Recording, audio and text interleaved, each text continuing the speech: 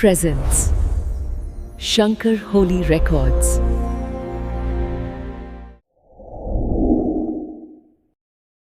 ನೋಡಿ, ನಮ್ಮೆಲ್ಲರ ಜೀವನದಲ್ಲಿ ಒಂದೊಂದು ಸಲ ಸಿಕ್ಕಾಪಟ್ಟೆ ಗೊಂದಲದ ಕ್ಷಣಗಳು ಬರುತ್ತೆ ಅಲ್ವಾ? ಆಗೆಲ್ಲ ಯಾರಾದರೂ ಬಂದು ಒಂದೇ ಒಂದು ಮಾತು ಹೇಳಿಬಿಟ್ರೆ ಸಾಕು, ಎಲ್ಲವೂ ಸ್ಪಷ್ಟವಾಗಿಬಿಡುತ್ತೆ ಅಂತ ಅನಿಸುತ್ತೆ. ಆ ಒಂದು ಅಂತಿಮ ಸಲಹೆಗಾಗಿ ನಾವು ಕಾಯ್ತಾ ಇರ್ತೀವಿ. ಹೌದು, ಈ ಪ್ರಶ್ನೆನೇ ಇವತ್ತಿನ ನಮ್ಮ ಈ ವಿಶ್ಲೇಷಣೆಯ ಕೇಂದ್ರ ಬಿಂದು. ಯಾಕಂದರೆ ಯುದ್ಧದ ಅಂಚಿನಲ್ಲೂ ನಿಂತಿದ್ದ ಒಬ್ಬ ಮಹಾನ್ ಯೋಧನ ಮನಸ್ಸಲ್ಲೂ ಮೂಡಿದ್ದು ಇದೇ ಪ್ರಶ್ನೆ. ಒಮ್ಮೆ ಕಲ್ಪನೆ ಮಾಡ್ಕೊಳ್ಳಿ, ಕುರುಕ್ಷೇತ್ರ ಯುದ್ಧ ಭೂಮಿ. ಶ್ರೀಕೃಷ್ಣನಿಂದ 17 ಅಧ್ಯಾಯಗಳ ಜ್ಞಾನವನ್ನು ಪಡೆದ ಮೇಲೂ ನಾಯಕ ಅರ್ಜುನನ ಮನಸ್ಸಲ್ಲಿ ಇನ್ನೂ ಒಂದು ಕೊನೆಯ ಪ್ರಶ್ನೆ ಉಳಿದುಕೊಂಡಿತ್ತು. ಆ ಒಂದು ಪ್ರಶ್ನೆ ಇಡೀ ಗೀತೆಯ ಸಾರವನ್ನೇ ಹಿಡಿದಿಟ್ಟಿತ್ತು. ಇದೇ ಅರ್ಜುನ ಕೇಳಿದ ಆ ನಿಖರವಾದ ಪ್ರಶ್ನೆ. ಇದು ಸುಮ್ಮನೆ ಕೇಳಿದ ಪ್ರಶ್ನೆ ಅಲ್ಲ. ಇದರ ಅರ್ಥ, ನಾನು ಎಲ್ಲವನ್ನೂ ಬಿಟ್ಟು ಜಗತ್ತಿಂದ ದೂರ ಹೋಗಿ ಸನ್ಯಾಸಿ ಆಗಬೇಕಾ, ಅಥವಾ ಈ ಜಗತ್ತಿನಲ್ಲೇ ಇದ್ದು ನನ್ನ ಎಲ್ಲ ಕೆಲಸಗಳನ್ನು ಮಾಡ್ತಾ ಅದರ ಫಲಿತಾಂಶಗಳಿಗೆ ಅಂಟ್ಕೊಳ್ಳದೆ ಇರಬೇಕಾ? ಈ ಒಂದು ಪ್ರಶ್ನೆಯೇ ಗೀತೆಯ ಅತ್ಯಂತ ಪ್ರಮುಖವಾದ ಅಂತಿಮ ಭಾಗಕ್ಕೆ ನಮ್ಮನ್ನು ಕರೆದುಕೊಂಡು ಹೋಗುತ್ತೆ. ಸರಿ, ಹಾಗಾದರೆ ಈ ವಿಷಯದ ಆಳಕ್ಕೆ ಇಳಿಯೋಣ. ಇಲ್ಲಿ ಶ್ರೀಕೃಷ್ಣ ಕರ್ಮ ಅನ್ನೋ ಕಾನ್ಸೆಪ್ಟ್ಗೆ ಒಂದು ಹೊಸ ಅರ್ಥ ಕೊಡ್ತಾನೆ. ಅರ್ಜುನನ ಗೊಂದಲಕ್ಕೆ ಒಂದು ಸ್ಪಷ್ಟವಾದ ದಾರಿಯನ್ನೇ ತೋರಿಸ್ತಾನೆ. ಇಲ್ಲಿರೋ ಸೂಕ್ಷ್ಮ ವ್ಯತ್ಯಾಸವನ್ನು ಗಮನಿಸಿ. ಸನ್ಯಾಸ ಅಂದರೆ ಆಕ್ಷನ್ನೇ ಬಿಟ್ಬಿಡೋದು. ಉದಾಹರಣೆಗೆ, ಯುದ್ಧವನ್ನೇ ಮಾಡಲ್ಲ ಅಂತ ಆಯುಧ ಕೆಳಗಿಡೋದು. ಆದರೆ ತ್ಯಾಗ ಅಂದರೆ ಯುದ್ಧ ಮಾಡೋದು, ಆದರೆ ಗೆಲುವು ಸೋಲಿನ ಬಗ್ಗೆ ತಲೆ ಕೆಡಿಸ್ಕೊಳ್ದೇ ಇರೋದು. ಅಂದರೆ ಕೆಲಸ ಮಾಡೋದನ್ನು ನಿಲ್ಲಿಸೋದಲ್ಲ, ಬದಲಾಗಿ ಆ ಕೆಲಸದ ಫಲಿತಾಂಶದ ಜೊತೆಗಿನ ನಮ್ಮ ಇಮೋಷನಲ್ ಕನೆಕ್ಷನನ್ನು ಬದಲಾಯಿಸ್ಕೊಳ್ಳೋದು. ಕೃಷ್ಣ ಸ್ಪಷ್ಟವಾಗಿ ಹೇಳ್ತಾನೆ, ನಮ್ಮ ಕರ್ತವ್ಯಗಳಿಂದ ನಾವು ದೂರ ಓಡೋ ಹಾಗೆ ಇಲ್ಲ. ಒಬ್ಬ ವೈದ್ಯ ರೋಗಿಗೆ ಚಿಕಿತ್ಸೆ ನೀಡಲೇಬೇಕು. ಒಬ್ಬ ಸೈನಿಕ ದೇಶವನ್ನು ಕಾಯಲೇಬೇಕು. ಮುಖ್ಯವಾದ ವಿಷಯ ಏನಂದರೆ, ಆ ಕೆಲಸವನ್ನು ನನ್ನ ಲಾಭಕ್ಕಾಗಿ ಅಂತ ಅಲ್ಲ, ಇದು ನನ್ನ ಧರ್ಮ, ನನ್ನ ಕರ್ತವ್ಯ ಅಂತ ನಿಸ್ವಾರ್ಥವಾಗಿ ಮಾಡೋದು.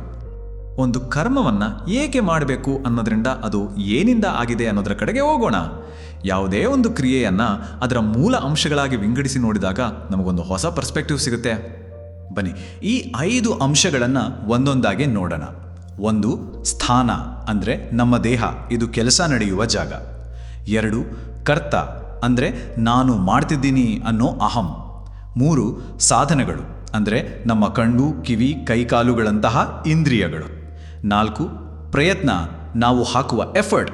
ಮತ್ತು 5ನೇದು ದೈವ ಅಂದರೆ ನಮ್ಮ ಕಂಟ್ರೋಲ್ನಲ್ಲಿ ಇಲ್ಲದ ಒಂದು ಶಕ್ತಿ, ಅದನ್ನು ವಿಧಿ ಅನ್ನಬಹುದು. ನೋಡಿ, ಇದರ ಸಾರಾಂಶ ಎಷ್ಟು ಪವರ್ಫುಲ್ ಆಗಿದೆ. ಯಾವುದೇ ಒಂದು ಕೆಲಸಕ್ಕೆ ಈ 5 ಅಂಶಗಳು ಕಾರಣ ಅಂತ ಅರ್ಥವಾದಾಗ ಎಲ್ಲ ನಾನೇ ಮಾಡಿದ್ದು ಅನ್ನೋ ಅಹಂಕಾರ ಕರಗಲು ಶುರುವಾಗುತ್ತೆ. ನಾವೊಬ್ಬರೇ ಅದರ ಕರ್ತೃ ಅಲ್ಲ ಅಂತ ಗೊತ್ತಾದಾಗ ಫಲಿತಾಂಶದ ಮೇಲಿನ ನಮ್ಮ ಹಠ ಕೂಡ ಕಡಿಮೆ ಆಗತ್ತೆ ಅಲ್ವಾ? ಆದರೆ ನಾವು ಯಾಕೆ ಕೆಲಸ ಮಾಡ್ತೀವಿ? ಕೊನೆಗೆ ಪ್ರತಿಯೊಂದು ಕೆಲಸದ ಹಿಂದಿರೋ ಉದ್ದೇಶ ಸಂತೋಷವನ್ನು ಹುಡುಕೋದೇ ಆಗಿರುತ್ತೆ. ಆದರೆ ಗೀತೆಯ ಪ್ರಕಾರ ಎಲ್ಲ ಸಂತೋಷಗಳು ಒಂದೇ ತರಹ ಇರೋದಿಲ್ಲ. ಈ ಪಟ್ಟಿಯನ್ನು ನೋಡಿ.